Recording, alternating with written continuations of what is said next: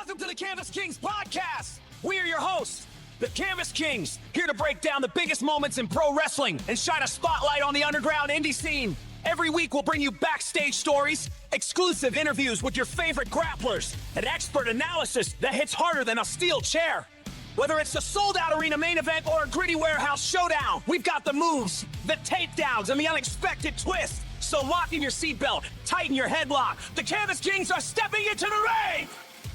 Where every slam is legendary, every underdog gets a shot, and every story paints the perfect picture! Tune in now, and let's get ready to rumble!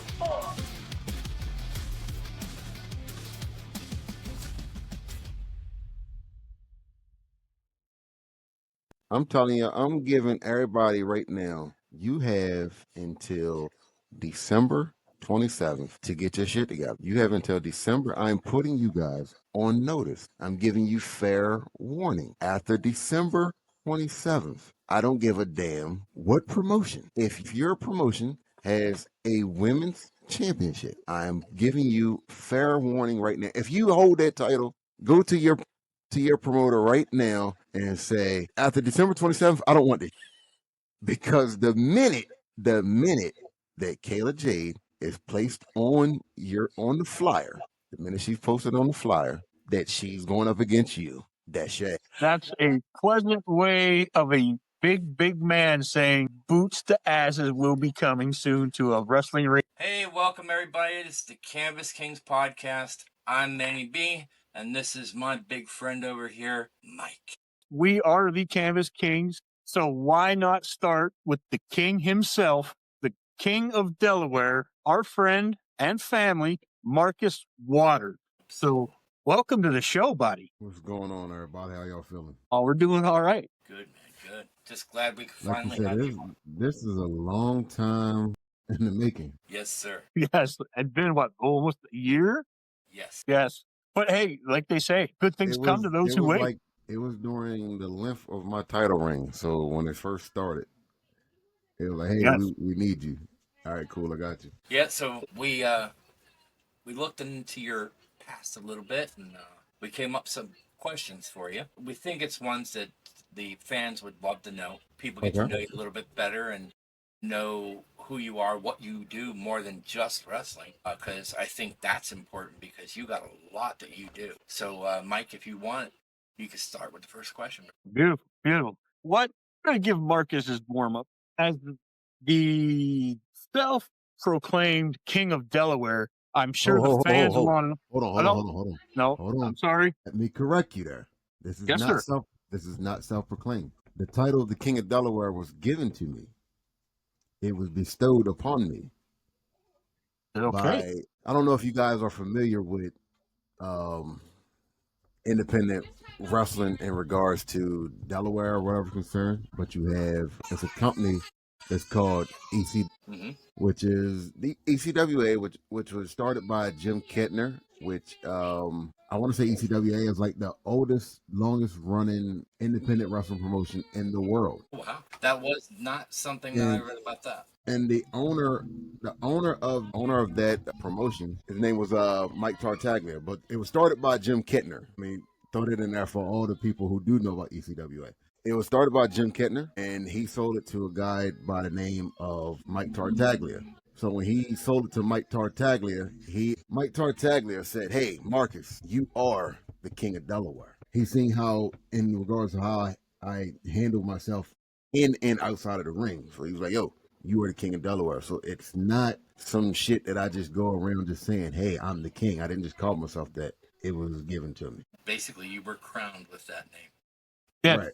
And I apologize for that. That's my bad. But yes, now that the fans know how you got that persona, what can you tell us about? Now, is that I'm assuming that promotion it's still running, correct? Yes, it's still running.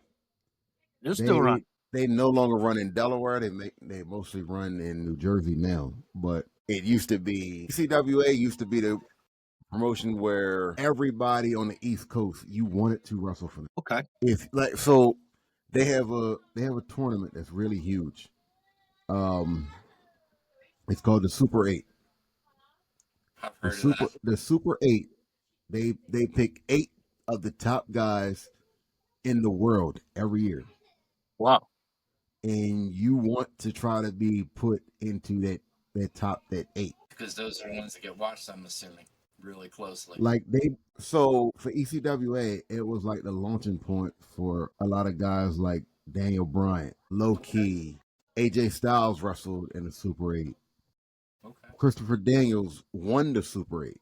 Like Christopher Daniels was he was the former ECWA heavyweight champion and all of that. So Okay. like a lot of the guys in which, you know, these companies, like whether it be TNA or Ring of Honor and all of those type of things, all of those guys started ECWA, or not really started, but ECWA was the place they wanted to be. Yeah. So a lot of big names have come out of that promotion, like you have mentioned, Daniel Bryan, Christopher Daniels, etc. That to me seems like that would have been the promotion, or still is the promotion, younger talent would want to get into to launch themselves, not just on the independent scene, but try to make it to WWE or a bigger promotion like an AEW or whatnot like that. Yes, like that's one of those promotions in which if you look at the PWI top 500 or whatever, a lot of the guys that's on that list, they've wrestled at some point in time at ECW.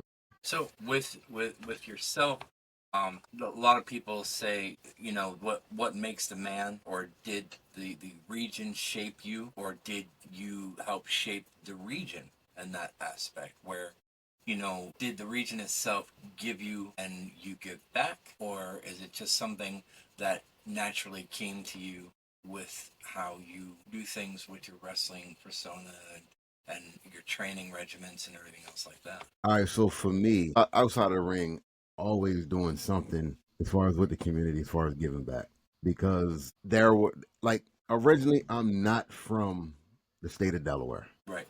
I am from a small town called Hurlock, Maryland, and when I first started doing my whole pro wrestling, when I started on my pro wrestling journey, like, you know, as kids, body that if you watch wrestling, at some point in time you wanted to do it. Yeah. You know what I'm saying? Sure. Like I started my journey in regards to it was a school. I ain't gonna say the name because me and that guy, you know, we don't deal with each other. Fair enough. But I started my training in Delaware, and you know, you like when you're doing things as far as like when you're trying to get started with something, you try to reach out and look for people to.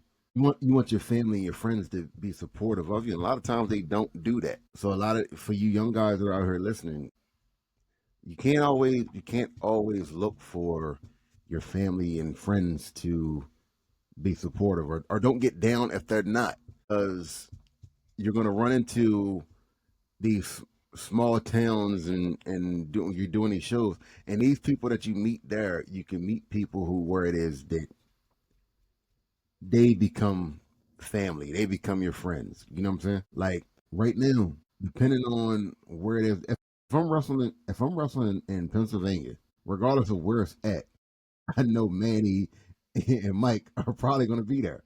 You know what I'm saying? Absolutely. And I have people like that in Delaware, where it is. It don't matter where I'm at, what I'm doing. Like they want to be there because it's me. Yeah. Yeah. So tell us about some of the early days, like your first match, your training, the moment you knew that the path was right for you for wrestling. I knew the path was right for me for wrestling. I started off going to, me and my girlfriend at the time, we were walking through, it's a town in Delaware called Laurel, Delaware. Okay. Laurel, Delaware is the town in which the Briscoes went to school, right? So we're walking through Laurel, Delaware, and I seen a flyer for a local independent show, and I'm like, oh shit! I didn't know that. Like at the time, I only knew about WWE and Major guys. But yeah, I only knew about the major guys. Yeah. So when I saw that they were having a wrestling show in Delaware, I'm like, all right, cool, let me go check it out. So I went. We checked it out. And I'm looking at the guys in the ring, and I'm like, man, I can do this shit. Like I'm looking at them, and I'm saying to myself, like, man, I can do this shit. Like I know that I can do what they're doing, and I can do it better. So I went to a couple of more shows. Like I followed them. I followed that promotion around for the better part of maybe 6 months to a year, right? Okay. And what I wanted to try to do was I wanted to do this whole thing of where, hey guys, I got a building in this place and that place where I have connections to a building where it is that you can run here and then like try to work my way in like that way, right? Right. Which had I done that, it'd have been totally wrong because that'd have been me buying my way into I business. get you. Yeah, I get you. So instead of earning it. Yep. Gotcha. yeah, so what I ended up doing is I was at a show and there was a guy on the show who he just won this really big match that they had, right? It was like a small tournament or whatever that they was having, and he won, and he was thanking everybody, and he said this whole spiel of, if any of you guys ever out there ever had a dream of being a pro wrestler, come on out to this school, and they named off the address. And just so happened that fate would have it, one of the guys in which I saw on that show, he worked with a cousin of mine. So I'm telling my cousin, I'm like, yo, cousin, I'm thinking about getting into wrestling. What's up? Let's do this. I'm trying to get my cousin to do it with me, so that way, you know what I mean. And he was like, yo, my homeboy, he does it. He named off his homeboy. Just so happened me and his friend, we ended up becoming a tag team and was multiple time tag team partners and all of that. Was that your I forget the name of it. Was that the You've been with quite a few tag team partners already. Yeah. That was so we started off as the Backwoods Bad Boys. Okay. The partner in which I'm talking about is Muddy Waters. That's who I was thinking of, yes. We started off as the Backwoods Bad Boys, overalls and all those things, and honestly people didn't take us serious, right?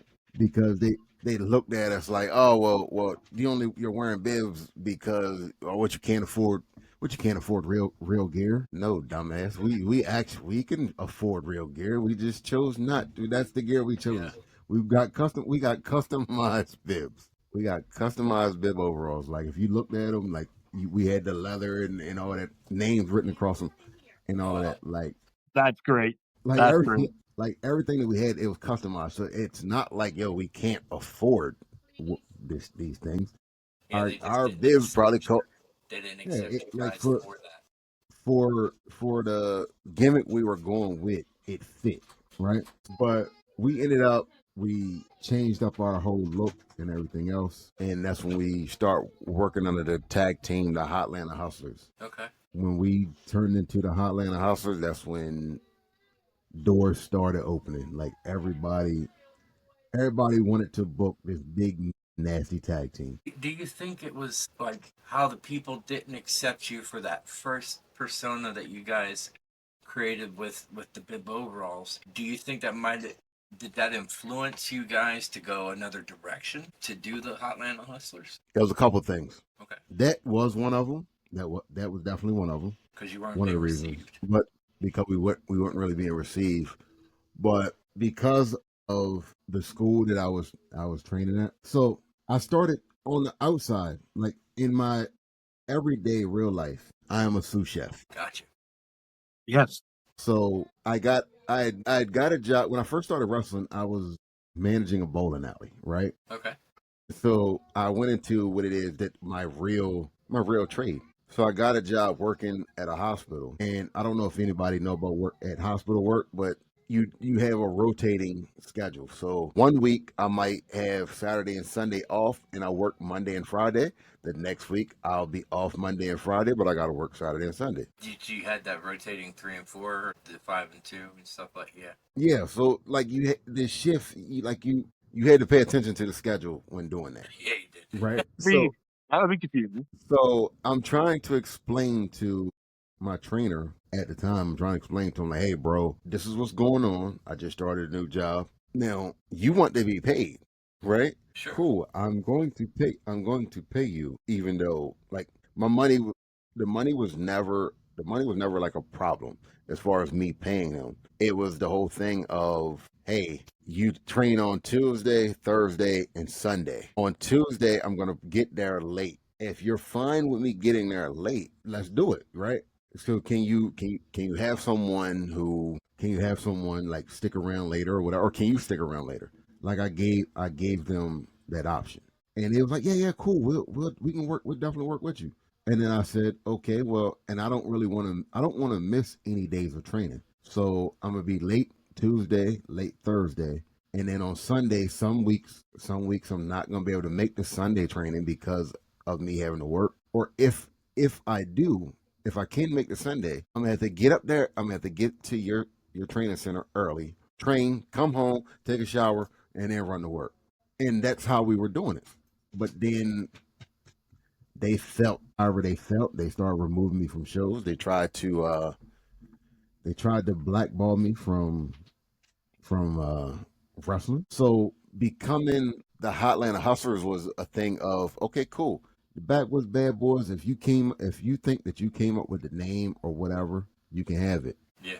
I'm gonna show you that it's nothing that you can do to stop this thing that I got going on. Yeah. So we turned into the Hotlanta Hustlers. We went on to become multiple time tag team champions. The only reason why I think that the Hotlanta Hustlers would probably still be a tag team today if it wasn't for my partner getting he got really sick. He had like something go on with like his kidneys. Oh, wow. No, it wouldn't his kidneys. He all right, so he took sugar completely out of his diet. Okay. Like he ate, if it had sugar in it, he didn't eat it. Like he was looking in the mirror and he's like, yo, I want to slim down some. Right. So he stopped eating sugars. The thing he didn't realize is your body needs sugar. Yeah. So when he stopped eating sugar, his body went into this whole thing of no matter what he ate, he couldn't keep weight. So he just kept losing weight. Wow. So when his body started doing all of that, he was like, yo, I need to take some time off to try to get my health right. Sure. So like, all right, cool. What do you want to do? Like I was willing to, because I'm a loyal person, I was willing to put that tag team on hold. You know what I'm saying?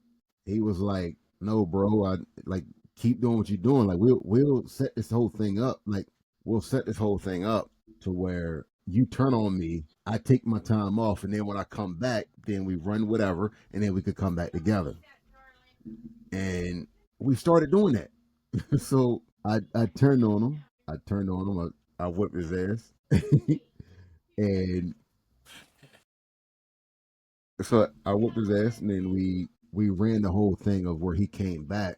And that's when I ran into another situation where another group of people were trying to blackball me out of my spot. Listen, let me explain something to you. Like for anybody that's watching, anybody that's listening, you will always have people that think that they're bigger and better than what they are, and they're gonna, I can do this and I can listen. If there's more than one promotion that you can wrestle for, so it don't matter whether or not it's my company, Delaware Wrestling Digest. If you wrestling for me, me personally, I'm not gonna blackball nobody because I know how long it takes to try to build your name back up. Right. It don't matter whether it's Delaware Wrestling Digest, Asylum, or whatever. That's some good. I mean, and for the younger people out there who want to be wrestlers or thinking about going into wrestling, and you get a chance to see Marcus at a show, or if he's in the area, don't bother him if he's eating out with his family, but ask him questions because he's been there. He's been in the ring with some big names, top talent. And he does, like he said, he does own Delmarva Wrestling Digest, which actually, if I'm correct, you have a show coming up in December for Toys for Tots. If you want to tell us a little bit about that. Yes, sir. So this is my company's 11th annual Toys for Tots toy drive. This year's here is called Holiday Hope Wrestling for Wellbeing. So basically what we're doing is, like I said, it's the 11th annual. If you bring in a toy, unwrapped toy, whether for boy or girl, it don't matter to me. Ticket prices are $15 for floor seats, $10 for general admission. With those seats, if you bring in a toy, 50% of the cost of your ticket. 50% of your ticket is automatically knocked off. Wow. So if you were getting a general admission, if you were buying a general admission ticket and you bring in a toy, that general admission ticket is now $5. Nice. All proceeds to this event is going to Toys for Tots and AI DuPont. So I don't know if you guys paid attention to the last DeLaware'S and Digest magazine, but last year what we did, because so with Toys for Tots itself, a lot of the kids, you're only able to get one, maybe two toys, right? But what happens to those kids that are in the hospital during the time? Yeah. You know what I'm saying? So last year, what we started doing, we teamed up with AI DuPont, and we brought the toys to the hospital on Christmas Day, dropped them off, and passed them out to the kids. So if you look into the DeLaware'S and Digest magazine, I think both of you do have it. It's the one with Tony. It's the one with Tony Atlas on the cover. Yeah. If you look in there, you'll see pictures and highlights of the show, and you'll then see me and Sharon in front of the Christmas tree at AI DuPont with all the toys that we collected just before we distributed them. Man, that's I'm sure Manny will agree with this. This is a worthy cause for a lot of great kids, and everything that you do, man. And we got to give kudos to you, because if it's not people like you who care about the kids, and I know because you have, your kids and your grandbabies, you would want people to do the same, or at least make the effort to do the same thing. So, we're proud of you, bro. Seriously, we're proud of everything you do. Now, there is one other thing, though. I know you're one not to really toot your own horn too much, but at the same token, there's another thing that you do for people that have depression and anxiety issues and stuff like that. Could you tell us something about that? I think of the state of Delaware Department of Substance Abuse and Mental Health I provide the platform, right? So I go out, I get a building, I promote the show. And when I promote the show, I bring in all kinds of mental health counselors and I bring in mental health counselors. I bring in drug addiction counselors. I bring in Gambling Anonymous. Like, I bring in all those different counselors. So whatever it is that you're dealing with, whatever it is you're struggling with, whatever it is that you're struggling with, I bring these people in and I give you free access to them. Oh, wow. Like, you don't have to schedule an appointment. You don't have to do any of that. All you have to do is show up. Now, the thing where the wrestling comes a part of it is, if you attend the health fair, because the health fair is always 2 hours before the show starts. If you attend the health fair, you gain access to the wrestling for free. That's like wonderful. It's for me, it's not about the money, it's the message. Yeah. It's like, my whole thing in life is, I feel like I was put here to help people. And you Like, do, Marcus. I don't tear people down. I try to help any and everyone that I can. And that's a beautiful thing. And, and what Marcus is talking about, not to get off the subject of, what we're discussing here on the Canvas King, but mental health is no joke. You look at Marshawn Nealon from the Dallas Cowboys. Dude was 20-some years old, and no one knew what he was going through. Everybody thought he was doing well, but mental health is no joke. And people like Marcus can help you. Get help. Seek help. If the Canvas Kings can reach out and help you, and we can relay it to Marcus, do it, because we are more than welcome to help. That's really the message and what it is that we try to put out there. So you take somebody like Nealon, right? You take somebody like Nealon. If you looked at him from the outside, on the outside looking in, you think, man, this dude, he made it. He plays in the NFL. Like, that was his goal in life. And he just scored his first touchdown. Yeah. That Monday night. He just scored his very first touchdown. You would think that, like, man, he made it. Like, he has the world in the palm of his hands, right? That's what you would think. Who knew that after he scored that Monday night that he was Earth for the next game? Like, nobody knew that. Nobody could expect that. That it wasn't on my bingo card. No. I don't know about nobody else's. But that's the whole thing. We want to share the message of, hey guys, even though we are who we are human. Yeah. And approachable. Yeah. Absolutely. Like just because you see these big muscle bound guys or girls or whatever, like, do you realize that a lot of us, especially in pro wrestling, the things in which we put our bodies through in order to have the fans cheer, this is awesome or whatever, right? Just for the sake of entertainment. Just for the sake of entertainment, that shit hurt. Yeah. I don't know. I don't know how many of y'all have actually. I don't know how many people that's watching this has actually been in the ring. It's like that much padding, and everything else is boards and steel that you landing on. Yes, sir. And Manny and I, our point is, we've set a ring up. We set a ring up numerous times. So, we understand what the ring is made of, and the padding on that ring is not that thick. Take your first couple of bumps. When you first learn your bumps and you start taking them bumps, everybody's like, oh, it's padding, it's padding. Then explain why when you look in the mirror when you get home after those first few bumps and you got bruises all over your back.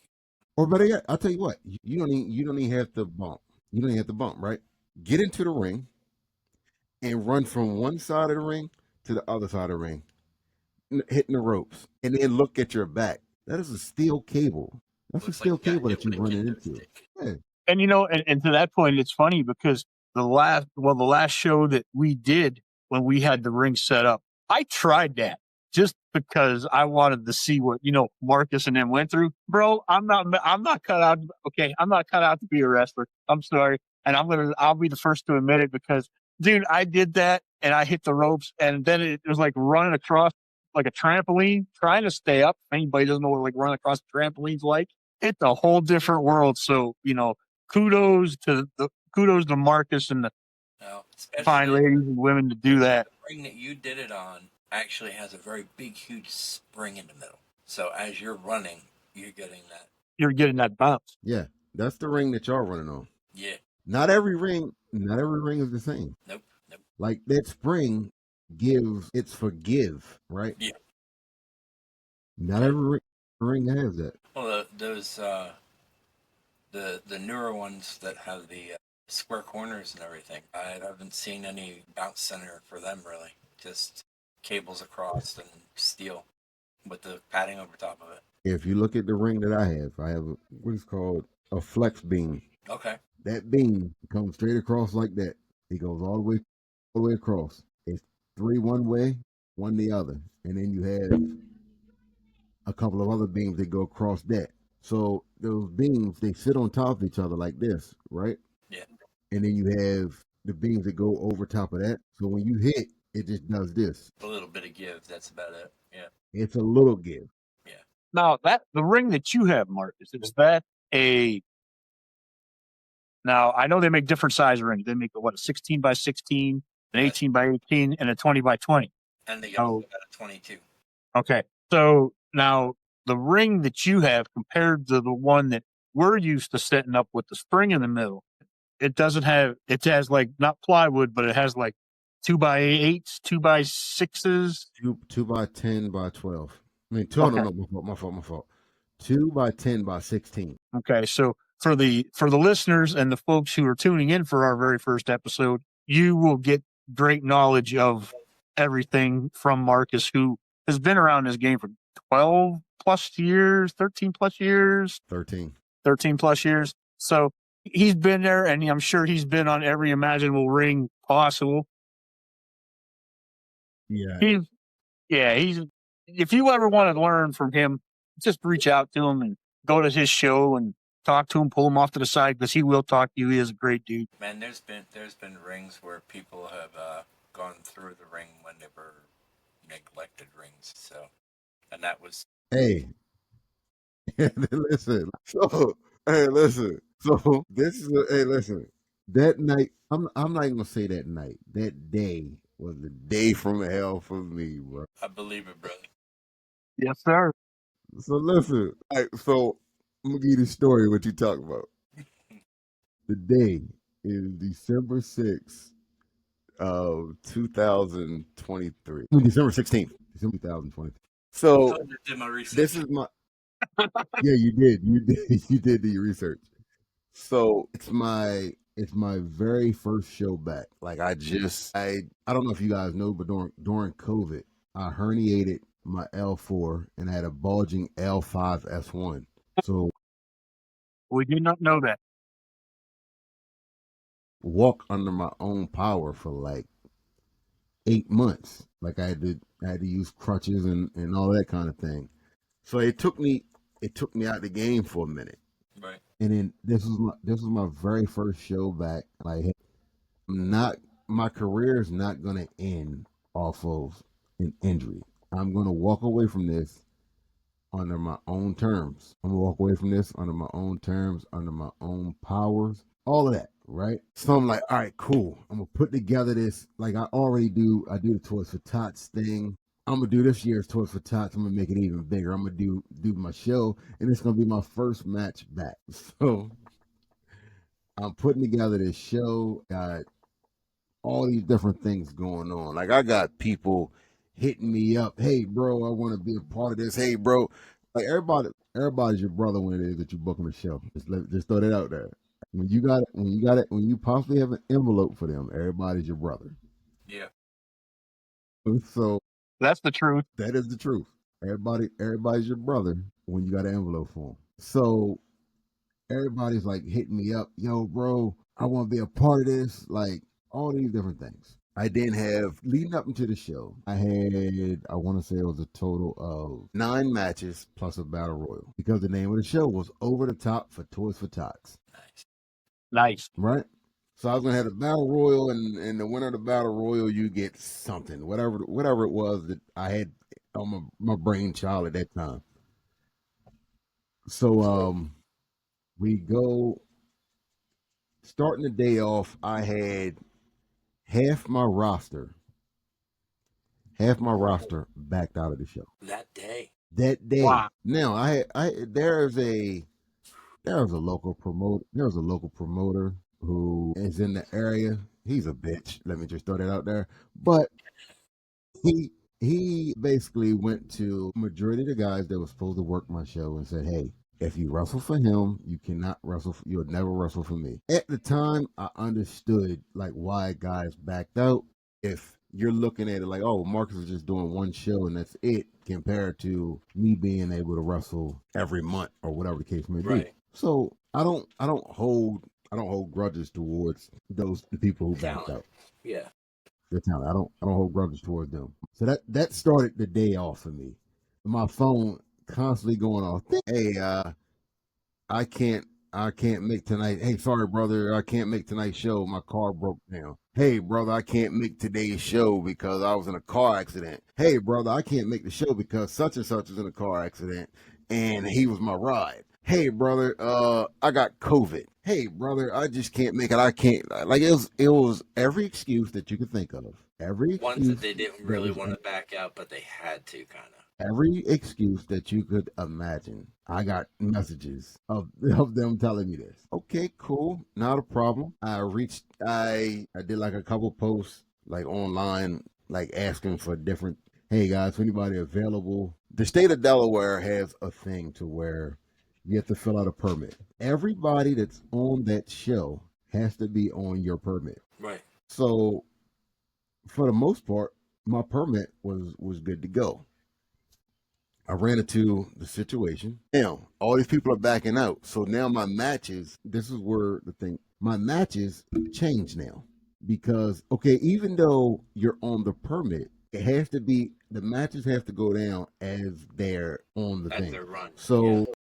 let's just say you got Mike versus Manny in match 1. Mike and Manny has to be match 1. Okay. I can't move Mike and Manny to main event because Manny didn't show up yet. They have to go. Y'all two would have to go out first. If you don't go out, let's say Mike shows up, Manny's running late. What I then have to do, there's on the paperwork, there's room for alternate, so I could take the alternate and put them in there with Mike, and then they can have that match. Now the match has to still go down in regards to how I say on the paperwork that it's going to go down. Right. Right. So Okay. let's just say that Mike is the champion. He's supposed to drop the title to Manny. Manny's running late. He's not going to get there by the time of the show start, but it's the first match. Mike, you're supposed to drop the title to Manny tonight. So whoever that alternate is, he would then step into Manny's role. So he would win the belt. I can't to go down that way. Yeah, he wins the belt because you weren't there. Yep. I can't do, hey, because Manny's not here. Let me just keep it on Mike. Yeah. Let me keep it on Mike. It has to go by the way of your paperwork. Right. Which is a good thing. So with this show, For Mike, it's a good so thing. with this show, you have half the roster backed out. All right, cool. I'm loading up the ring. I got everything loaded up onto my trailer, and I'm going to take it to the school. And what the hell happened? Boom! I get 2 flat tires. So, Oh my God. so I got the 2 flat tires. Now I'm like, I did a Facebook Live. I'm like, hey guys, if anybody within the sound of my voice, I am stuck on the side of the road. If you can come with a trailer and help me get my ring to the school and set up, I'm getting, like, I'm going to pay you. I'm putting you in the show for free and all these different things, right? I had a couple people message me, hey, Marcus, where you at? I'm on my way to you. Boom, we get the ring loaded up and all of that. Onto the new trailer and taken to the school. Nice. The school that we had at they go off of a time. So if I say, hey, I'm going to be there at 4:00, if there's somebody there at 4, they're going to open that door, even though it's not me. Half of the people from half my audience got into the venue that day for free. Didn't pay shit. So I'm setting up the ring with the crowd already in the building. I had to go to Lowe's. I go to Lowe's, I'm buying brand new boards. The Lowe's, the way how they had their boards labeled, they were they was in the wrong, they had some things mislabeled. So the boards are supposed to be one thickness, but it wasn't. Very first match, you had one of your old co-hosts. Yes. And Shay. Yes. I think I know who he's talking of. Yes. Yes. You had your old co-host and Shay in the very first match. Shay gets body slammed. Boom! Board broke. Brand new board. Just broke. They finished the match and they come back there and they're like, hey Marcus, the board just broke. So I'm like, you got to be kidding me. I'm now asking them like, okay, well where is it at? Because now I'm trying to get people to work around that. Like, don't go redirect. Don't go in. Okay, the board is broke. Cool. And I told everybody in the ring. I told everybody in the locker room. Hey, the board is broken over here. I only want you going out there to go to the other side, or kick, punch, all that kind of shit outside of the ring. Or the person inside the ring, and you do your 1, 2, 3. Yeah. Like, I just need you basically to just entertain these people, because some of them did actually pay to be in there. Yeah. So the ones that paid, they need to be entertained. I had a few guys who, no, I'm not wrestling in that ring. No harm, no foul. I shook for the ones that said, hey, I can't do it. Shook their hand, let them go on about their business. Like, I didn't pressure anyone. Yo, you got to do this. Yep. For the ones that stuck around, I appreciate them still to this day, and we're still rocking and rolling. Yeah. Now, from that day, the very next match, somebody that's been a pain in my side for a while, Beardville and Johnny Malloy, he goes out in the very next match. When they got into the ring, it was him and another guy by the name of Tahir James. Johnny Malloy picked up Tahir to put him into his finisher, and they stepped back into where the ring had just already broke. So when they stepped back into it, the board broke even a little more. They hurry up, 1, 2, 3, got the match over with. Like, they finished the match right from there, got the match over with, and just so happened the promoter in which I said that from over here who told all the guys don't show up to my show, he sent a few people to the show just to watch everything that I'm doing and report back to him and tell whatever. So when the ring broke, They got picture and video and all that kind of stuff, and they sent it to a janky. They sent it to this janky reporter. Yeah. And he did a bunch of shit, and I'm not ashamed to admit it. I got fined by the state of Delaware. Even though everything that I was doing was for calls and all of that. People don't care about that around here. They care about whether or not you're competition or not, and they turned me in. Yeah, yours is an athletic commission down there, isn't it? Yeah. Now we don't have it. Do we have an athletic commission here in Pennsylvania, or is that something? Yes, y'all have you have an athletic commission. The thing is, with you guys, the athletic commission don't come out unless There's an issue. like even like if there's an issue, like your athletic commission is just like how Delaware's athletic commission is. Delaware's athletic commission, you pay for your license fees and all that kind of stuff, your permit fees. You run your show. If there's no problems, there's nothing to police. If there's a problem, they're gonna call you in, ask you what happened. They want to hear your side of things compared to what's being told or being shown to being them. told to them. They want to know what's going on, and then from there they'll decide on whether or not on how hefty of a fine they're gonna hit you with. Yeah, because you're going to get one. If they have to call you in, you're getting one. It doesn't matter what it. Listen, Yeah. and here's the thing that they're also gonna do. You're gonna be placed on probation. The very next show that you have, guess who's gonna be at your show? Athletic commission. Athletic commission. Ding, ding, ding. They're gonna be sitting right there, and they're gonna be there with suit and tie, with the badge on, letting them know exactly who they are, and they're gonna follow you everywhere that you go. Oh yeah. If I go in and like I said, if I got Mike versus Mike, if I got Manny versus Mike, and that's supposed to be match number one, so guess who better go out there and match one? Better be match number one. And you're gonna have one guy, he gonna stand in the back and listen to all the instructions, because in Delaware you have to have a pre-show meeting, which I think is probably the same for Pennsylvania. Yeah. You have to have a pre-show meeting. There better be a first aid kit in your locker room. You better have an ambulance at your show. Or a Now, the doctor part that at don't your make any show, one of the two. the part that don't make any sense to me is why do I need a first aid kit if I got the EMTs there? But That's a fair question. But it don't make any sense to me. But if that's what you want to do, all right, fine by me. Every referee has to wear gloves, and how do I know these things? I got fined for them because I was always told and under the impression that they don't have to wear them; they just have to have the gloves on them. I thought they just had to have them on person. No, they have to wear those gloves throughout their whole match. Yeah. Now, do they have to change? They can change gloves though, right, between matches that they rep. Yeah, they can change gloves, but they have to when they go out to the ring. They got to be gloved up. They got to be gloved up. And it's funny you say that because I was browsing the Delmarva website, and there's pictures of our ref Connor, who referees for you, and dude's gloved up. And I'm like, and I was like, when I first saw it, I'm like, well, either there's something going on, or there's gonna be a hardcore match or something where there's like broken glass, whatever. And then now that you that's another different rule. Listen, that is another rule in regards to the state of Delaware. In the state of Delaware, if you're going to bleed, they better be on their permit. It better be on the permit.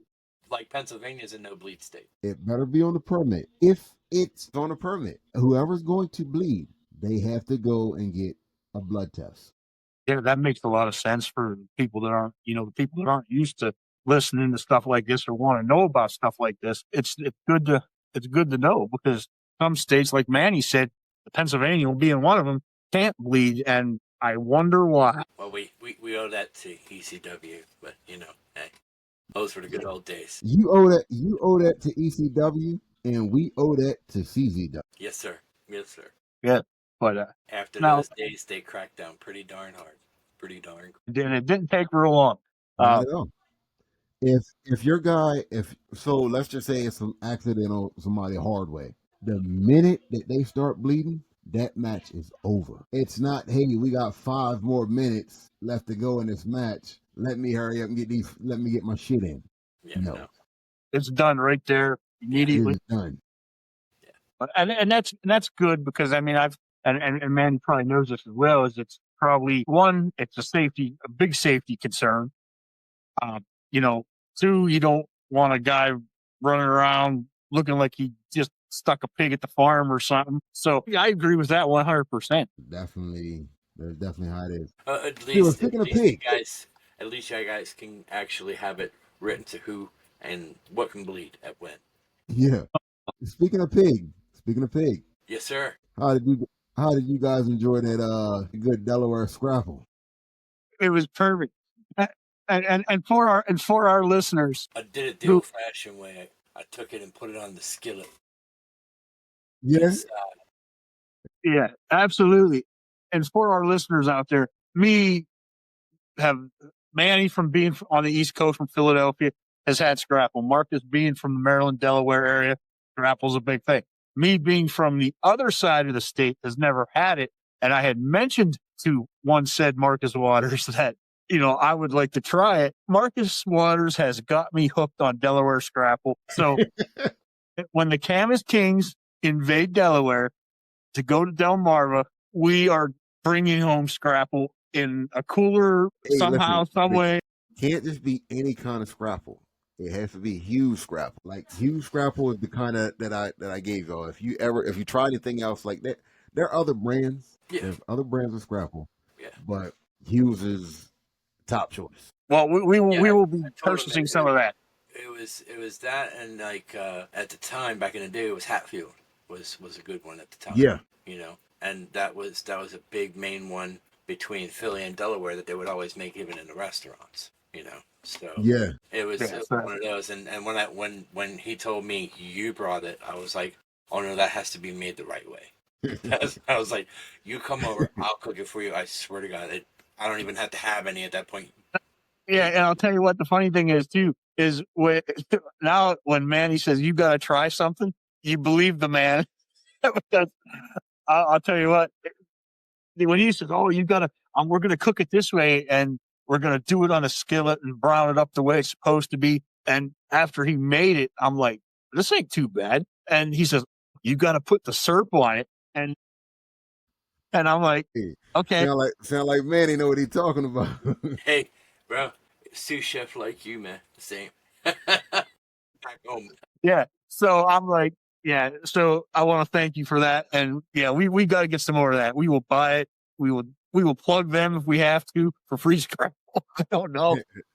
whatever works. But no, it was really, really good. I thought it would taste a little different, but it wasn't like I thought it would taste. So absolutely. Told Marcus, so the way we used to eat it, we about an inch thick, and then we do the sides. I said, now, if you want it to taste like bacon, in retrospect, then you do it real thin and just both sides real nice and crispy. He's like, you do that? I'm like, it's got to be cold. It's got to be cold for you to cut it like that, though. Otherwise, it falls apart.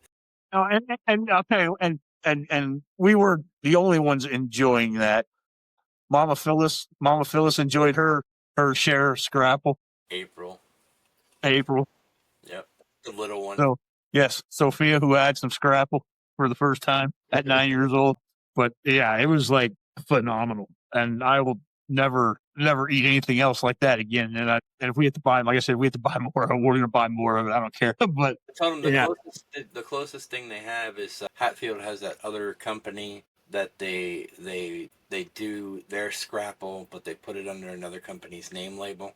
And that's what they're selling in Walmart, the red and white label. I can't remember what the name of it is right now. But it's a red, white, and blue. You're talking about wrapper. Yeah, wrapper. It's still owned by Hatfield, so one of those things. Yeah, so it was all in good fun. It was delicious. I think I had more than my share, but that's all right. You were meant to. I've had it before. You were meant to take a good taste in there. Oh yeah, absolutely. And then if I remember, didn't we have the Hawaiian? Oh yes, Hawaiian rolls. And rolls. Tell them put ketchup on that now. Yeah, absolutely. Yes, it was delicious, absolutely.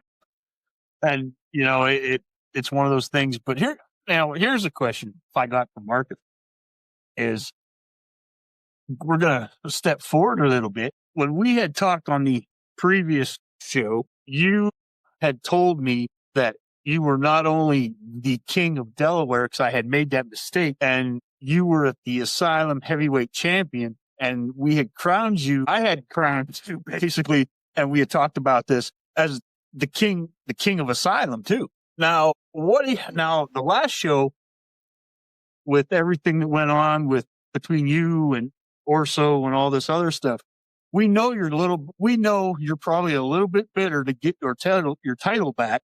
So what are your thoughts, and can you talk a little bit about that? I'm going to say one thing All right, quick, and then please go ahead. But he's also known as Delaware's finest. Yes.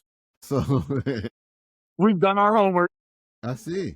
So basically, if you go back and you watch the video of the night in which they took my title away from me, so it was during the match of me, Ron Holiday, and Johnny Malloy. I hit Ron Holiday with the spine buster. I should have went ahead and covered him, took my eye off the prize. I'm looking like, yo, it's easy work. This match is over with. Turn around, Johnny Malloy picked me up, and he had me in his finisher. And lo and behold, Ron Holiday, who I thought was done and over with, he schoolboys Malloy. But when he schoolboyed Malloy, if you look at, and Manny, you're the camera guy, so you got the footage. If you look at it, me and Ron Holiday both pinned Malloy. Yes, sir. So in baseball, tie goes to the runner. I should have gotten it. They should have continued with my title reign, but yet and still, no, they decide no, we're not doing that. I was then told, okay, well, Marcus, we're gonna give you a rematch against Ron Holiday. This right here should be what settles it all. Sure. Explain to me how in the hell did Orso and Tripp get involved into this title match? I feel like I'm required to get my one, whether it be with Ron Holiday or with Orso, whoever. I'm demanding my one-on-one. If I don't get my one-on-one, because also I'm looking at it too, like these referees in Asylum has been screwing me over for quite some time now. Is that why what happened at the last show happened then? That is exactly why what happened. Like these referees at Asylum have been screwing me over for quite some time, and I'm sick of it. So now, if I have to go into being the referee killer, that is what I will be. So you let Ref Connor, you let Ref Kevin, and whomever else Asylum brings in as a referee. You let all them know they better call this down the middle. Matter of fact, I don't even want you calling it down the middle. It need to be more so in my favor, because you've been cheating me for the last months now. It's not my fault that I'm better than half the guys that you guys bring in.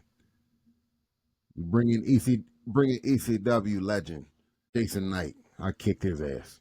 Put belt the ass. Who else during my title reign? Ron Holiday, I got tartar whipping his ass. Who else? You name them. You name the person in the Asylum, I whoop their ass. I lost count of all. He held, and Marcus held the title for so long, I lost count of all the opponents he went through. All the victims, right? There was quite a few. Like there was quite a few. Yes. Oh man. There was quite a few, and what they decided to do, they stacked the deck against me, and then they start cheating. In 2026, I'm coming back for what belongs to me. I'm taking everything that's mine. Hey, looks like you might have a pretty good showing, because it's a lunatic's ball is coming up next on that end. It's a lunatic's ball. Yeah. So that means that he's probably going to. That's the one where he has all the balloons up in the rafters. Well, what he's probably going to do is probably going to bring in somebody else to try to screw me over, or he's going to pay the referees a little extra money. These are the things that I've been noticing about Crazy Shay. Like he got his hands full with Van Williams. Yes. But he better watch what he's doing, because he's starting to piss me off a little. Crazy Shay is definitely starting to piss me off with the things that he's doing, like getting involved in my matches. Like it would have been so simple and easy. It was so simple and easy if the night in which I would have took over and been the number one guy, the top running heavyweight champion in Asylum, if he would have not put his nose into my business with the getting involved in that battle royal. Right. Because all I had to do, I had Ron Holiday out the ring. Had Shay not gotten involved, I would have had the night off. I would have had a night off, and then I would be number one in everyone's record book. So somebody better let Shay know he better start playing with something safe. Him and the referee. We might have to pass that along to the owner of Asylum and the referees of the Asylum, because I think 2026 is going to be the year that the King of Delaware becomes the King of the Mountain again. And that's my opinion. And I'm gonna tell you now, and his wife is walking around with a little bit of hardware around her waist. She better watch it, because you don't want me to let Kayla Jade loose. She's coming pretty soon, isn't she? Now, y'all might want to let them know over at Asylum that they walking on very thin ice. That's a good sentiment. I don't even know how to go off that, but that's a good sentiment of what we're getting at. Question, let me ask you about, speaking of Kayla Jade, how did you come about meeting her? How did she become Your part actress, of? Shay. Yes. I met Kayla Jade at, I want to say she might have been like 10 or 11 years old. I met her at a show. I met her mom, and they came up to me and was like just asking questions or whatnot. And during the process of them asking the questions, I was telling them how I planned on setting up a summer camp or whatever for the kids to get into wrestling. And she was like, "Oh my God, that would be really amazing." Yeah. Some things came about to where it was that I wasn't able to do that at the time. It's still on the table as we speak, but I wasn't able to do it at that moment. Right. Some years go by, and she started training. And when she started training, she went to the same school in which I started my training at. Okay. And that same trainer who tried to blackball me, he jumped in and tried to do things to slow down her sales, right? He tried, like, basically the guy that we had, he was very egotistical, right? Yeah, sounds that way. It's one of those things of where if he can't get booked on his own because of his own actions, so what he tries to do, he tries to piggyback off of others. Excuse me. So let's just say, here's a prime example of what happened. Me and Muddy, back when we were the Back Was Bad Boys, Okay. we had a match book. Like, we did this promo. You may be able to find a promo on YouTube somewhere, but we did a promo, and we was basically letting every tag team in the area know that we are putting them on notice. We are going to it. We don't care if it's. I'm going to say this verbatim how I said it in the promo. We don't care if it's the Briscoes. We don't care if it's Blackout. We don't care if it's Team New Era. We are putting every tag team in Delaware on notice that the Backwoods Bad Boys are here to do whatever. Like, I forgot that part. I finished it. But a company in the area called Power Pro Wrestling, which the Briscoes had like a really big influence in, Power Pro Wrestling, they saw this promo and they said, okay, we're gonna see how big and bad you really are. You want the big dogs? We're gonna give you the big dogs. So they booked the match between the Backwoods Bad Boys and the Briscoes. Nice. That's awesome. So it would have been awesome. It would have been awesome. So when they booked this match, once the trainer in which that we were training with, once he got wind of this, because he's looking at it from the standpoint of, hey, if they get into this match and they have a really good match with the Briscoes, they could end up in Ring of Honor. If they end up in Ring of Honor, they no longer need me. So what he then decided to do, he reached out to another guy who trained with us, who wrestled for that promotion, a guy by the name of Dirty Sonny Deeds. He reached out to him and he said, hey, I need you to go over to your contacts at PPW and let them know that. So whenever he was talking about me, if he's talking around me, he would say, hey, Marcus, I'm going to change that match because I think Muddy's going to get in there and mess it up. And then when he's talking around Muddy, he'd be like, hey, I'm pulling Marcus from that match because I think that Marcus is too green. He's going to get in there and mess that match up for you guys. So I'm going to take his place. So when he did these things, when he did those things, the booker for that company just said, you know what, we don't want to deal with him. So no, we're going to scratch that whole match. Wow. So with me running into that situation early into my career and me bumping into her during the time in her career in which he started doing bullshit towards her, Right. I say, yo, come on, I got you. They used to do like this whole banding system, right? So the way how they train in a manner in which, like, how if you're doing like karate, right? Okay. So if you're karate, when you first start, you don't have a belt. Then you gradually get better, you get a belt. Then you take another test. As you gradually get better, you get another belt. It's how he does his training. Right. So I told her, I said, I'm going to let you know right now, the moment that I took that band off my wrist, I felt the weight of the world come off my shoulders. The minute you do that same thing, the better off you'll be. And since she took that band off her wrist, she's wrestled in Pennsylvania. She's wrestled in West Virginia. She's wrestled in North Carolina, New Jersey, Delaware.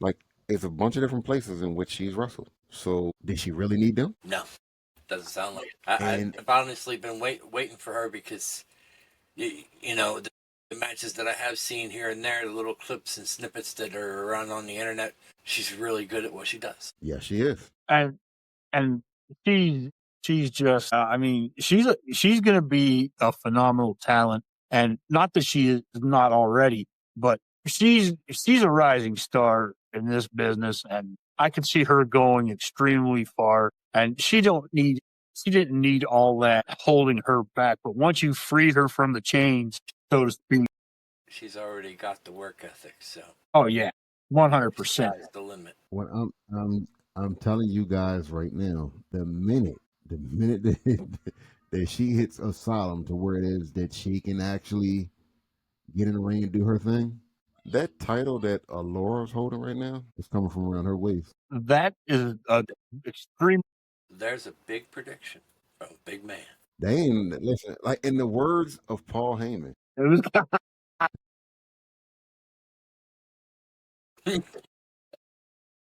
yeah, like I'm telling you right now, the minute that match is set up, Kayla Jade will be the new DOW Women's Champion. Yes, sir. yes. And then I see her being the new DOW champion, Marcus getting his title back and being the king of the mountain again. Could we see a power couple, maybe, and champions? Hey, listen, I'm telling you, I'm giving everybody right now, you have until December 27th to get your shit together. You have until December. I'm putting you guys on notice. I'm giving you fair warning. After December 27th, I don't give a damn what promotion. If your promotion has a women's championship, I'm giving you fair warning right now. If you hold that title, go to your promoter right now and say, after December 27th, I don't want this shit. Because the minute that Kayla Jade is placed on the flyer, the minute she's posted on the flyer that she's going up against you, that's your ass. That's a pleasant way of a big man saying boots to asses will be coming soon to a wrestling ring near you. Yes, sir. I'm sitting here. I'm sitting here and letting y'all know. I got a question for you. Like, in your socials, your handle says that you're available for singles and tag team bookings. How do you choose your partners or opponents, and what do you look for in the matchup? How do I choose my partners? I need somebody I'll take a green guy, as long as that green guy shows that they have the work ethic. Okay. Like, if you have the will to, like, this whole thing, professional wrestling is a grind. Like, you can't just be, hey, I'm gonna do it today and then tomorrow, I don't know. You have to really be into this whole thing, because, like I said, this shit hurts. So one, you have to put in the work ethic. You have to make your dates, like, whatever. Like, if if we say, hey, December 6th at the Cross Christian Academy, be there at that show, you need to be there. Like that's where a lot of people, especially with new guys, this is how they ruin their reputations by, oh well, I want to be booked, but then I ain't gonna show up. So you have to make your bookings. I've seen a lot of that. I've seen people no show like 2 and 3 times, and the bookers were being real nice about it, and then after that, they were like, "Look." Yeah, and I mean, and that's the thing. Like a lot of these guys, they come in and they claim that they're hungry. They want to be. They want to be. Everybody want to be famous, but nobody wants to put the work in. Yeah, isn't that kind of redundant too? Yeah, it really is. So And guys that want to put the work in, who actually legitimately want to put the work in, puts the work in, they are the ones that you can tell and say, okay, he's not putting the work in, but he's putting the work in. So let me take him and it lifts him up to your level. And I've seen, and like Manny said, there's been a lot of people who are who are saying, yeah, we're going to be there, but not show up. And that's not a good look, not for the company, nor for the person that, said they're going to be. A promoter has to If run I around tell like you- a chicken without his head. Just like he said, with him having to go ahead and have an alternate in there now because the guy decided not to show up. If I put my stamp on you, that really means something, because I don't just randomly go out and say, hey man, you should take a look at this guy, or you should look at this girl. Like with Kayla Jade, I didn't just automatically start saying, hey, you guys should book her. Watch the things. I watch the people in which it is that I am associating myself with. If like I'm not about to say, hey, go out here and randomly just throw a name out. Anybody. Okay, Dom Gotti. Dom Gotti. Okay, cool. Dom Gotti is somebody in which I would be like, yep, you should take a look at Dom Gotti. He's going to be something. 100%. There's a wrestler out there right now by the name of Richard Holiday. You may know him, you may not. He wrestled for MLW for a while. Richard Holiday. Check him out. Richard Holiday. He wrestled on ECWA. Okay. Years ago. He wrestled on ECWA years ago. He was still within like his first year or two of wrestling. I looked over at the guy used to be a ring announcer at Asylum. I looked over at him. He was a guy who used to travel with me, and I used to put my stamp on, but then he started doing some weird stuff. This other guy I'm talking about, not Richard Holiday. I looked over at him and I said, yo, I'm telling you right now, get a good look at this kid right here, because you're going to be seeing him on TV really soon. I want to say the next year he signed to MLW. For those of y'all that don't know what MLW is, that's Major League Wrestling. Now, that's the promotion, if I'm correct, that has produced Jacob Fatu, Zilla Fatu, Lance, and Hawaii.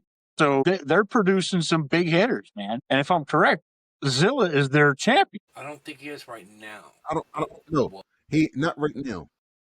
But that's the promotion in which MJF, right? Love that guy too. I love MJF. MJF, we need to get him on the show.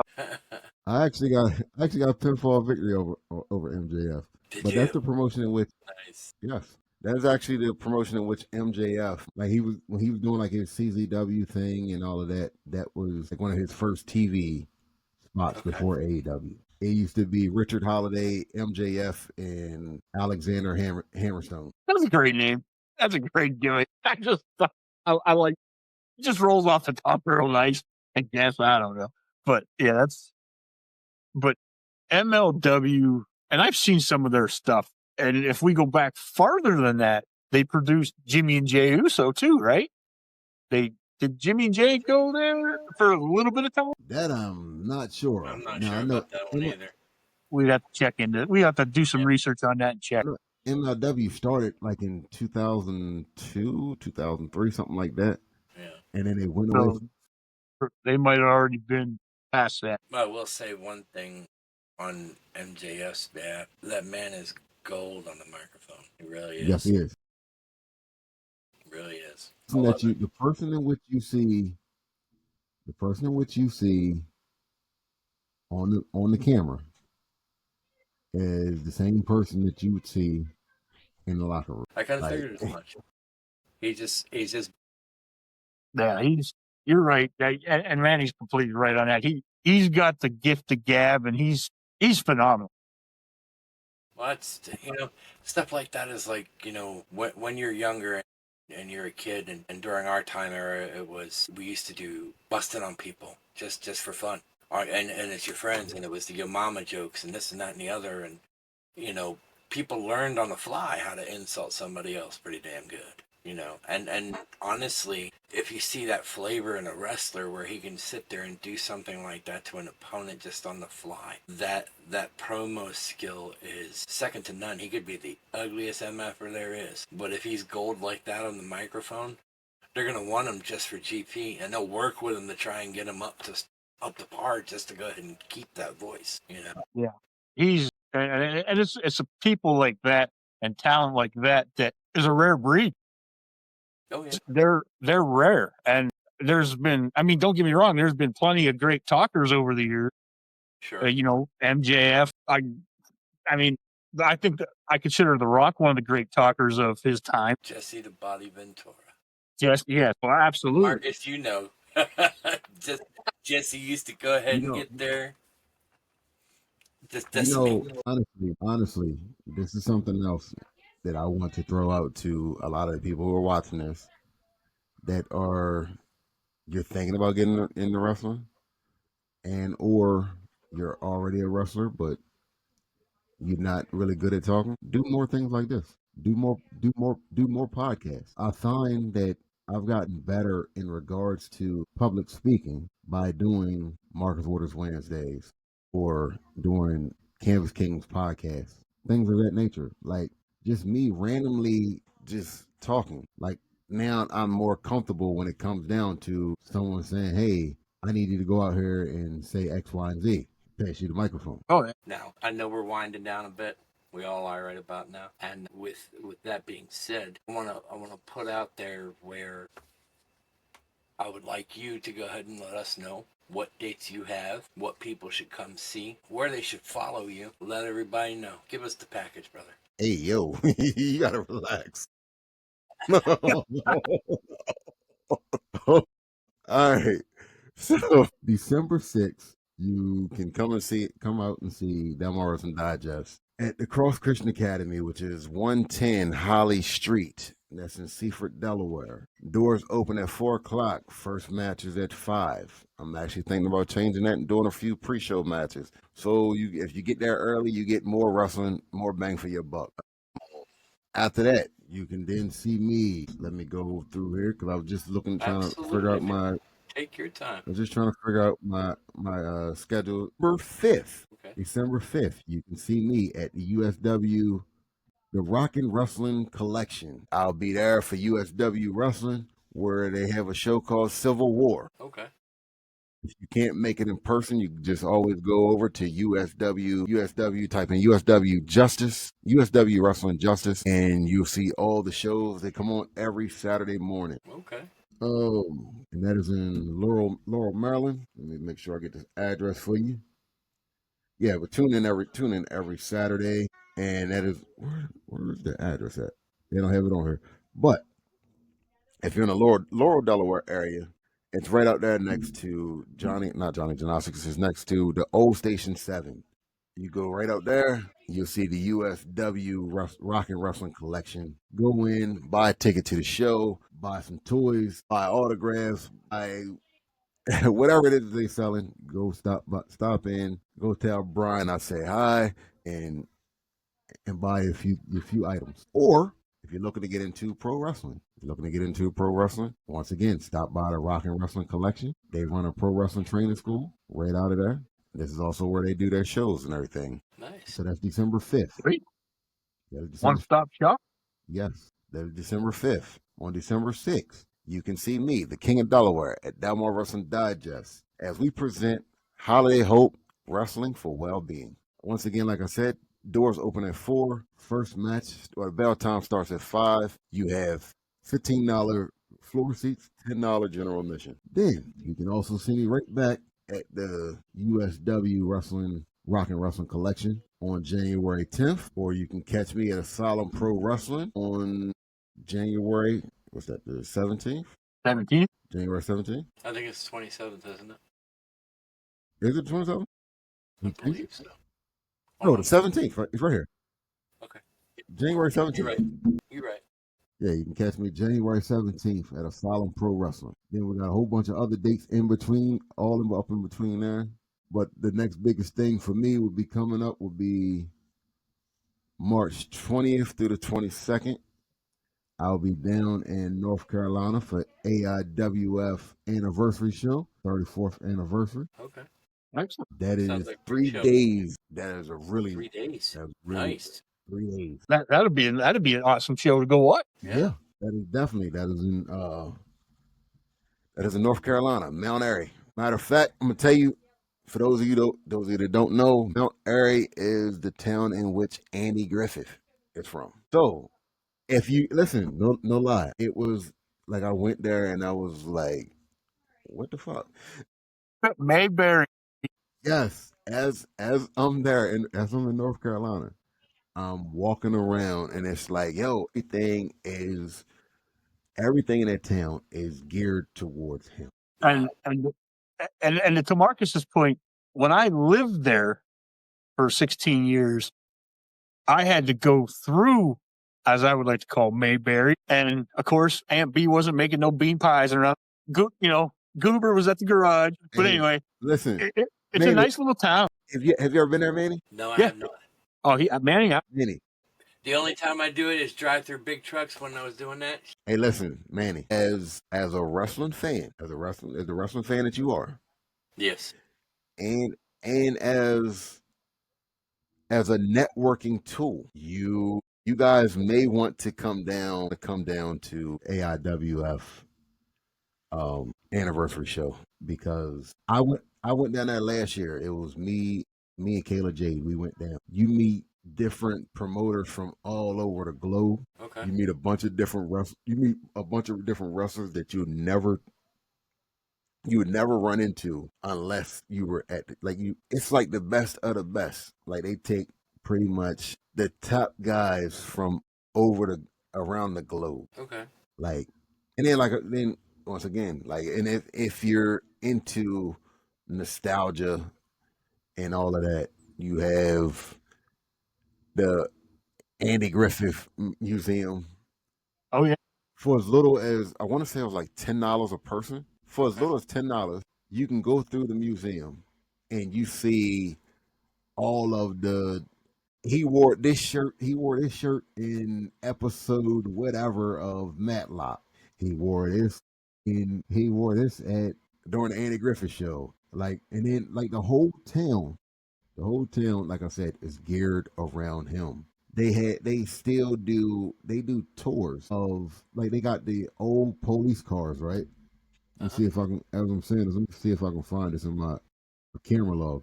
They got the old police cars that they ride you around the town in to basically, they show you where he used to live. They show you where he went to school at. This place here, they recorded this episode right here. Like, it's Wow. all of that. Here we go. I just found that picture. It's a cool little town. Yeah, and all those things. My. It's a cool little town. Like, yeah, they take you jump. I didn't personally do this, but you jump in the car and they take you everywhere. When I go places, I like to be feet on land. I like to go and walk around wherever it is. I don't need nobody. I don't need you to show me around. I like to go On your own time. I want to see in the my own people. time. Yeah. Yeah. So as I'm out and I'm doing all this, I'm seeing, well, this is where, would you say, Goober's car lot? That is still garage.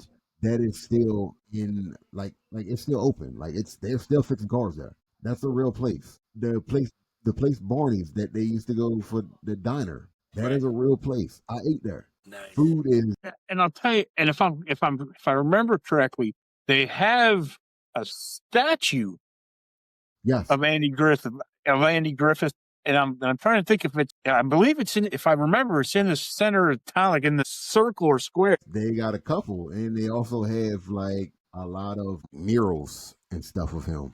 Okay. Like they make a lot of money in that town off of him, and I want to say he's been gone for 20 plus years. Talk about a guy giving back to his son. You know what I mean? To his hometown. Yeah.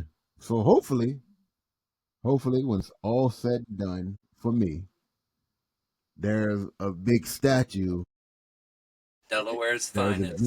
big, The Absolutely. King of Delaware. there's a Mark statue Delaware. somewhere for me Absolutely. for all that I do. But it's Hey, I'll it's tell you people what, who it's- it's special people who help me. Sure. And it's we thank you for doing Absolutely. the things that you do for everyone that you have done it for already. Yeah, You know, especially with I'm sure there's quite a few people that can thank you for being where they are today. yeah, absolutely. And I'm sure the list is a lot longer than the people that he's mentioned too. So, you Yeah. know, and and if it and going back to everything you do with the Toys for Tots and the mental health and I'll say it again, if you seriously, we consider you family, Yep. we consider you our friend, more family. You need anything from us, brother, you let us know because I'm sure we can do it. We will help you out. And I'll tell you, man, that Toys for Tots, you do it because it's who you are. But, man, knowing from a kid's point of view what it's like to receive something when you know your parents truly didn't have it, that's Santa Claus. Oh yeah, for sure. Yeah, 100%. And that is exactly why I do it. Yep. Absolutely, and it's a wonderful thing. And again, I think Marcus, when he mentioned his show, real quick before we finish up, bring that toy to the show. Get that discount off that ticket. Just And make because the you get kid the feel discount. special. Oh yeah, make the kids feel special. And if you do need mental health help, reach out to Marcus. Reach out to the people that he knows because we don't want to see anyone go through that mental health crisis, ever. So reach out and get the hello Marcus, and he'll hook you out. Even if let's just say for a person who you can't make it, right? If you go, we set these kind of things up just for this, or you can't make it, or let's just say you're a generous person or whatever. If you go to Delmar Wrestling Digest .simpletic.com, not only are my tickets for this event, not only are they extremely low compared to what everybody else is asking for theirs, but what you also get if you go on there, let's just say Christmas is really for the kids, right? I have a section under my tickets. Let's just say you want to make a donation for a classroom. For $150, you can get up to 30 kids. So you can sponsor a whole classroom. So let's just say Aunt B teaches at school and she has 30 kids in her first grade class. If you want to send that whole first grade class to this show, go to DelmarWrestlingDigest.simpletix.com. Purchase the school link. There you have it. Nice. That's a beautiful, yeah. Manny said it best. That's what's called giving back to the people that That's community, man. That's oh yeah, what it's all about. for sure. People helping people. Yes, and we need more, of that in this world today because this world's so screwed up. Very much so. We need more. We need more Kings of Delaware running around doing good things. Seriously. You only need one King of Delaware. Well, yeah. Honestly, you just need people who want to be a part of the solution and not the problem. All you gotta do is care. That's it. Absolutely. Yeah. Care, have a little bit of compassion. Yep. Couldn't have said that any better. Yeah. Put the stamp on that one. I mean, like I said, for me, and by no stretch of the imagination but for me, it's not about the money. I feel as though I'll get my flowers and all of those things when I'm gone. When I'm gone, there's going to be somebody waiting for me to say, "Well done." Yep. Absolutely. That, and as much as you teach it and preach it, there'll be somebody to go ahead and follow your footsteps when you're gone. And ultimately, that's the guide that we do the things that we do for, is to leave it for the other ones coming up to learn like we did and go forward with it after we're gone. 100%. Couldn't have said that any better. But yeah, man, it's a beautiful thing. And again, man, if you need anything from us, whether it be promotions or whatever, me and Manny will be more than happy to do what we can. Yeah, I mean, We're like fans. this is the inaugural episode. There's other things that we still have in store for the podcast. We'd love to do a promo corner this way. Every episode, this way we can review who had shows, some of the results on the shows, and what the shows are coming up next, so that this way people don't forget. Okay, because I think that it's important not only for upper professional wrestling, but for people that call independents the mid-card. That's a shame, because that's the working class of wrestling, and it's about time they got their flowers. So 100%. If you call the indies the mid card, right? Let's for those people who I have don't, that but thought, that's been said, for those people that feel that way, Yeah. where do you think your stars? John Cena is on. John Cena had an amazing career. He had a good run. Sure. Where do you think he came from? Absolutely. Prototype. Yeah. Yeah. Where do you think he came from? Indie wrestling. Everybody starts somewhere. Absolutely. 100%. When I was a kid, Not everybody's born into it. when I was a kid, my dream was to be a professional wrestler. Mm-hmm. My dream wasn't to, hey, let me be a WWE or WCW or AEW or NWA or whomever you put, whatever the promotion. My dream was not that. My dream was to be a professional wrestler. I wanted to go out and entertain the masses. In my opinion, I've done what it is that I wanted to do. I've had dreams of wanting to be a movie star. Go look on YouTube right now, Kingmaker 2, the maker of Kings. You see this face, and it's not just as an extra. That's right. There are more things to come in regards to my work here. My work here is not done. Is basically what I'm saying. We hope not. Absolutely. We would love to see more of a body of work for you. Absolutely. So it's like, whether he's playing a heel or a face, he does it great either way. It's that simple. Yeah. It's that Let simple. me ask y'all a question before we go. Sure. All right, so you just said that whether I play a heel or a face, it don't matter which one. You think I do a great job at both. Mhm. In your opinion, which would you rather see me as? Honestly, I've seen you do the face, and now you know where I'm coming from in my head here. Face is hard. It really is. And the reason why face is hard is because you're always trying to get the crowd to be on your side. Where the heel, all he has to do is piss off the audience, and he's golden. But the heel also has a style and flair all of his own. And some people can bring that to life, and some people can't. Those who can't are good guys. Yeah. And the ones who can actually run and have the attitude and the swagger and the talk to go with it and the in-ring persona to back it up. Those are the ones. And you, my man, you're one of the best bad guys I have ever seen in my damn life. That's the one I would love to see you continue to play. Yeah, man. Honestly. And I mean, like I said, you played them both, but just something makes me feel more real for you when you do the bad guy, because you seem more real Genuine? when you do it. Well, not so much genuine, because he's not a bad guy. No. But he gets to let loose inside that persona where he's just like, yeah, I'm Marcus Walks. What of it? What are you going to do about it? Yeah, absolutely. Not a damn thing you can do about it. And if you think there is, you might as well head home now. And I agree with that wholeheartedly. And we've seen him, remember, from day one until now. Yeah. And he is so much a better heel because he gets that. And I'll tell you, and we have talked about this real quick. There's Kaiden. He's another one that does heel. Yeah. Well. So I would put Marcus and Kaiden in that. God. Have y'all hold on. Have y'all ever seen Kaiden as a babyface? Yeah. Yeah. Yeah, okay. Yeah. But I like him more as a heel because I've always said that he's probably one of the greatest heels since Roddy Piper. because of the heat he gets and everything else. Marcus gets that same kind of heat. Oh though. yeah, and You know? Marcus does too. Absolutely. And I love watching him when he was remember at the fairgrounds, we were there and him and Kayla he kept saying, I bought this seat. Yeah, Remember? I love that And, one. Yeah, I love that one.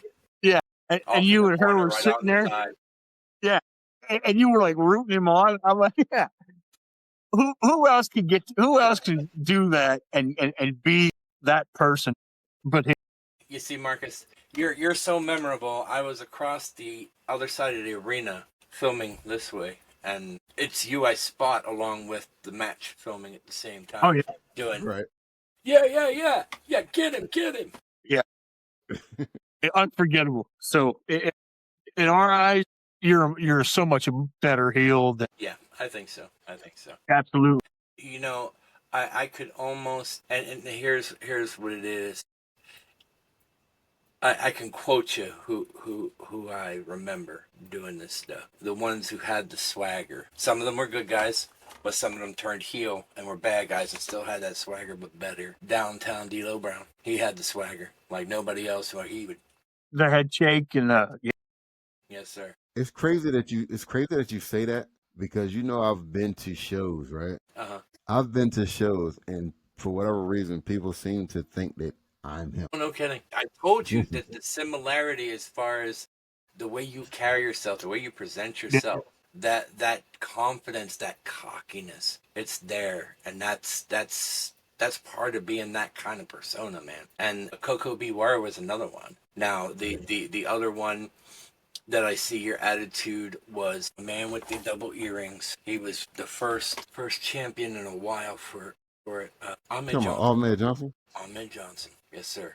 Absolutely. Yeah, and it's the style, the carry, and the swagger that does that for me. That's how I see those three present in you, and quite a different numerous times. When you get PO'd and you're in the middle of the ring and you shake your head up and you're like talking to the crowd like what da. Yeah, I'm like okay, yeah. And then other times it's like you've gone through a major power move and you just and there's the Ahmed Johnson pulling out. You know what I mean? And then it's like there's the other party where you're a little bit goofy but savvy at the same time when you take the cameraman's video camera and go around the ring. There goes your Coco Beware. You know what I mean? and it's like you're like, yeah, there's a complete package right there. And that's my humble opinion. Oh yeah, and I agree with that wholeheartedly. And real quick, he has what they call it. Oh yeah, he has the it factor. So I'm just waiting for Ring of Honor to call. That's all. Absolutely. That's all I'm saying. It's like, somebody need to go and pick this guy up. For sure. But we'll keep him on the indies a little bit longer though. We enjoy watching. Oh yes. I enjoyed it. I enjoy the indies myself. Yeah.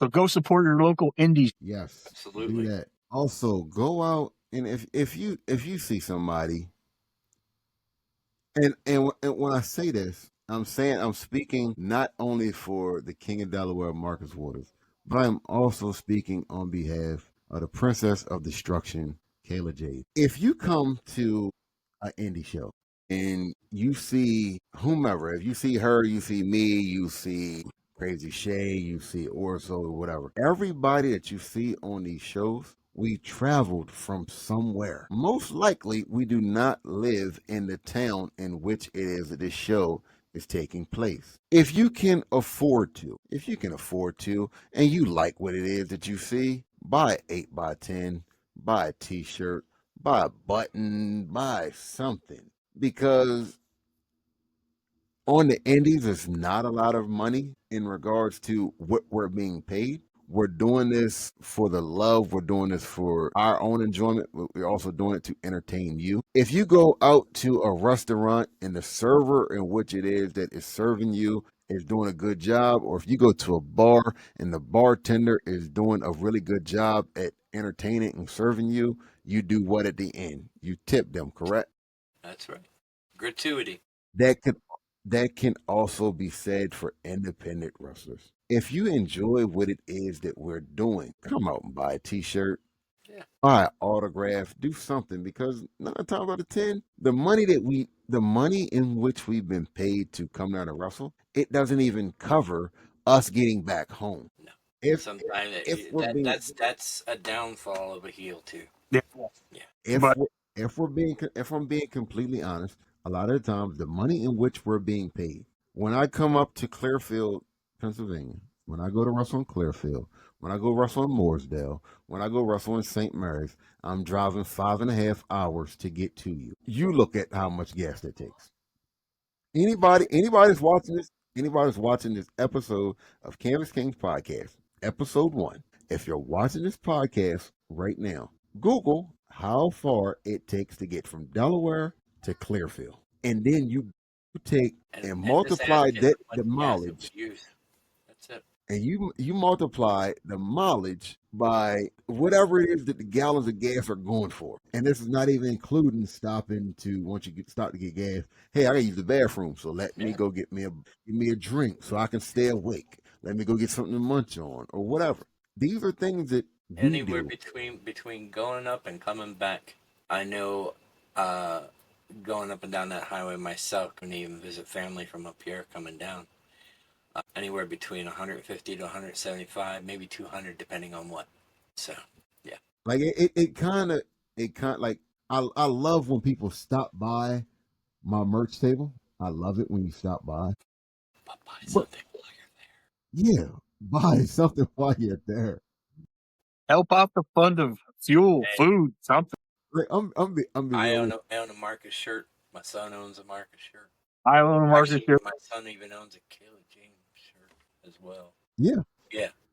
like Yeah. Our assistant producer. yeah. Yes, sir. It really burns me up when it is that somebody comes to me and like I have to, a lot of times I have to talk her down from this, but it really irks Kayla Jade when it is that you come up to her and say, "Hey, can you sign my T-shirt?" and And you it's not didn't hers. purchase anything, Yeah. and it's not hers. So Yeah. if you come up to her with, let's say, a Crazy Shade T-shirt or a Laura T-shirt or a Solemn T-shirt, and, hey, can you sign my shirt? Yeah, I can sign it. I'm gonna sign it for you, but can you at least come over and do something? Like, How about I do you one better? How about you come over to my table and you pick out one and I'll sign it real big on the back? yeah, like that's one of those things, and I really don't think that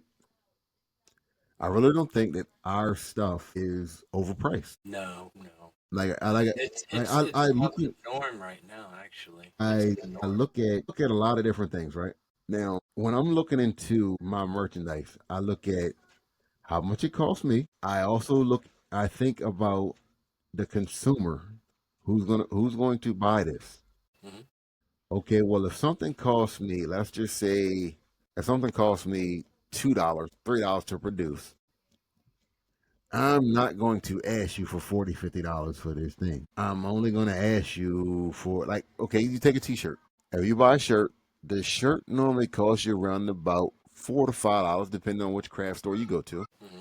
And then you have to take into consideration the vinyl or whatever it is, that whatever materials that you're using to press up these shirts. Now, also at the same time, some wrestlers make their own shirts as well, where that's another thing that they do, just to go ahead and make sure that everybody can wear what they got. Yeah, so you're paying for. I want you to think about it when you're looking at these people's merch tables, especially when you're walking past mine or you're walking past Kayla Jade's. Think about how far of the travel, and the fact that the merch that's being produced is reasonably priced. Like, honestly, I walk around the asylum during the asylum shows. I walk around and I look at like everybody's tables, and I don't think nobody there has anything that's out of the norm as far as No.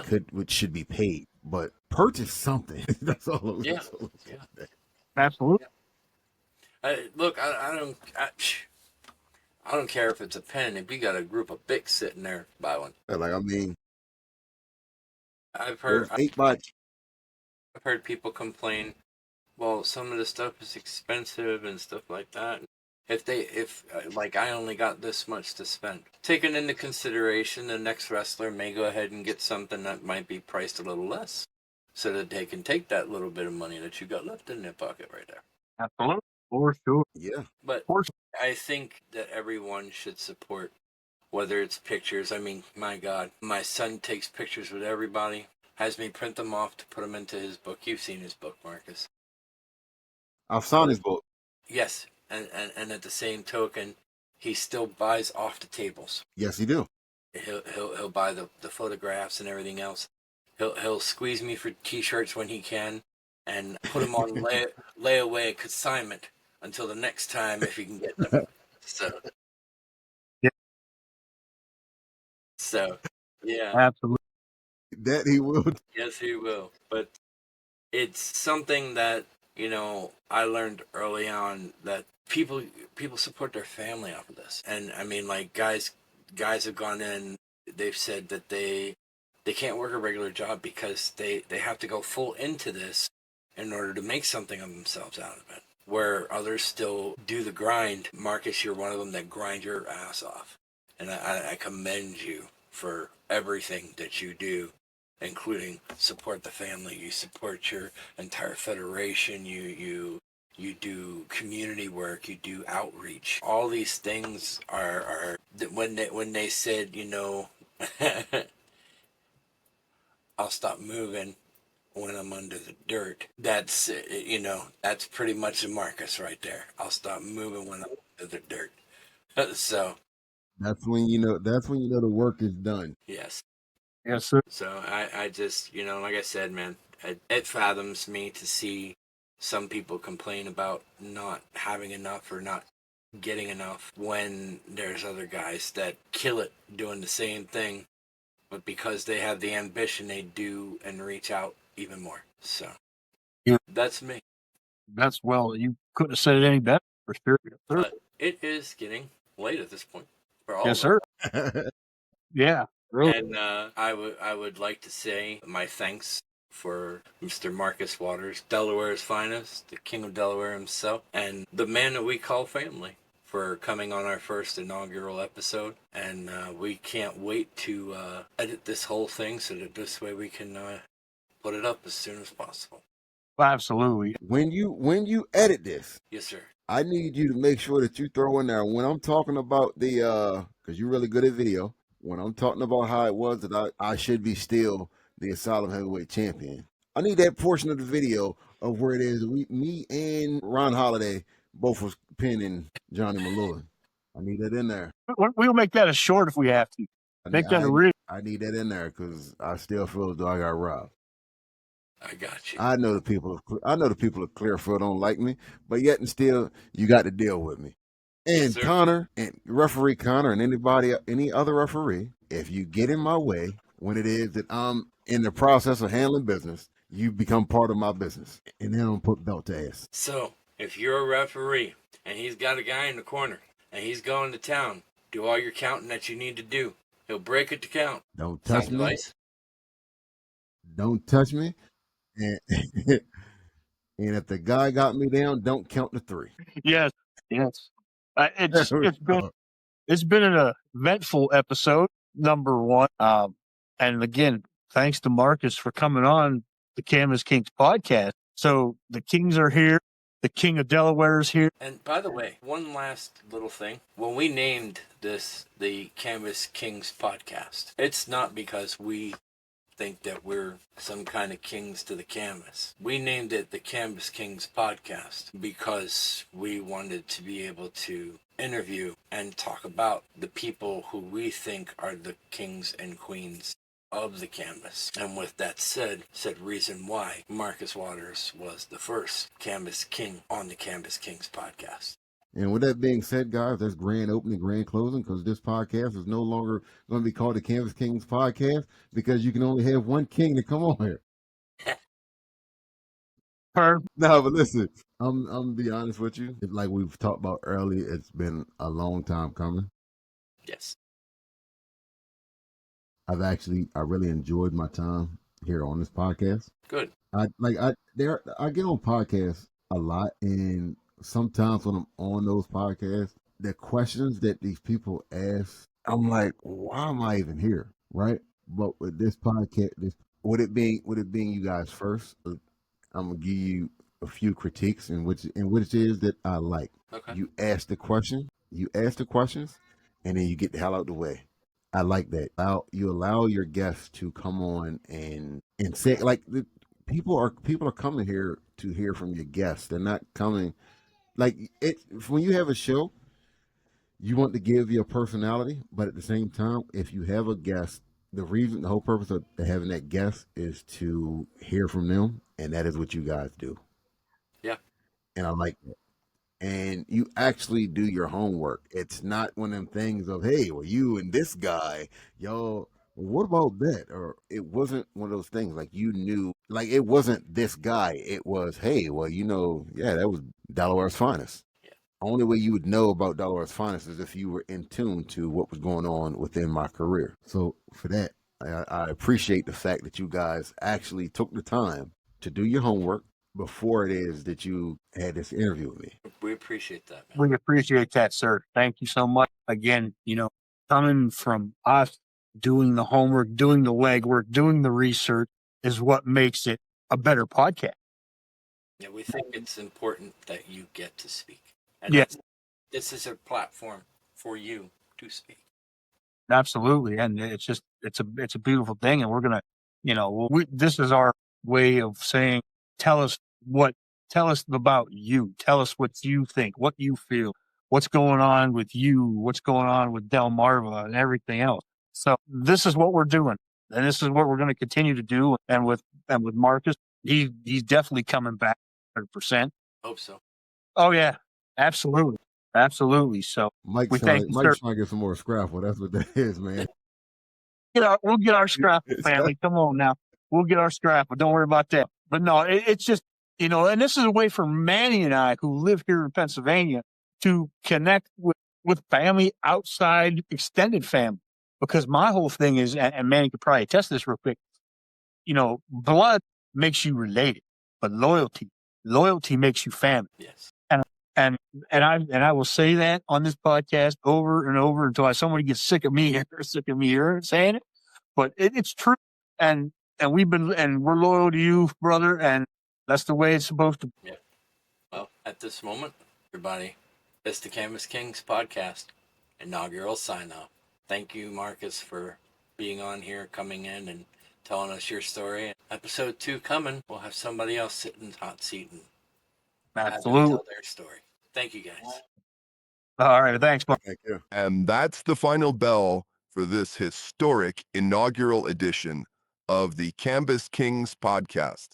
Tonight, we've started a journey together, one that'll take us through countless incredible stories, unforgettable matches, and wrestling moments that will echo forever. Thank you for being here from the very start. Until next time, keep dreaming, keep fighting, and always rule your ring. Good night from the Canvas Kings.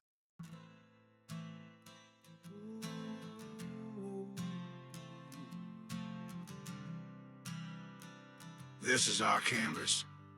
Every scar tells the story.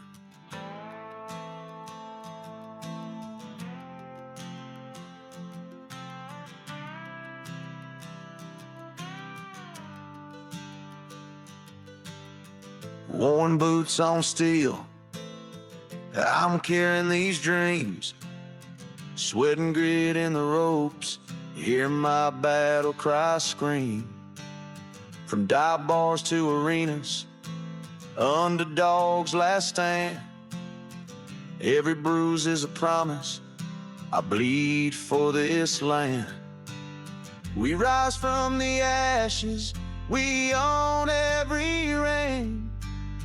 Trust in our promise, feel the passion we bring. We are the Canvas Kings, we're writing our own fate. Heart of redemption, we never hesitate. From small gems to big lights, our story unfolds in In sweat and in glory, our legacy's told. Mama said fight for the love, Daddy said fight for the name. But I'm chasing something deeper, more than glory or fame. It's the roar of the people, the bond in the crowd. When you hit that canvas, you make your family proud. In every fight, we find ourselves and each other. We are the Canvas Kings, we're writing our own fate. Heart of redemption, we never hesitate. From small gems to bigger lights, our story unfolds. In sweat and in glory, our legacy's told. Ooh.